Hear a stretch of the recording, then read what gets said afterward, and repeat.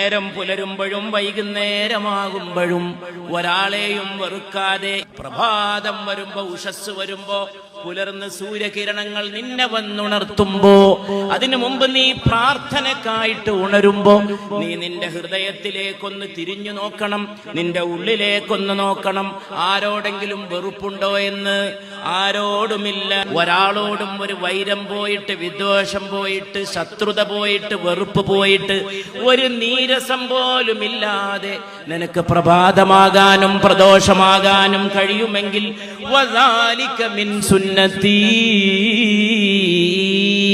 അതാണ് എന്റെ പൊന്നുമോനെ അനസേ എന്റെ മാർഗം. എന്റെ പൊന്നുമോനെ അനസേ, അനസിനോട് പറയുകയാണ്.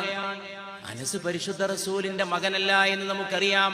പക്ഷെ പറയാൻ പോകുന്ന കാര്യത്തെ അത്രമേൽ ഉത്കടമായ ഹൃദയാലുത്തത്തോടെ, അത്രമേൽ പ്രധാനപ്പെട്ട ഒരു സത്യം ലോകത്തെ പഠിപ്പിക്കുകയാണ്. യാ ബുനയ്യ ഇൻ ഖദിർത അൻ തുസ്ബിഹ വതുംസി ലൈസ ഫീ ഖൽബിക ഗശ്ശുൽ ലിഅഹദിൻ.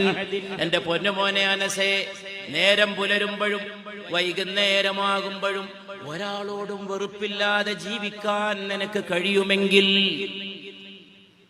ഇതാണ് ലോകം തേടുന്ന മുഹമ്മദ് നബി സല്ലല്ലാഹു അലൈഹി വസല്ലം.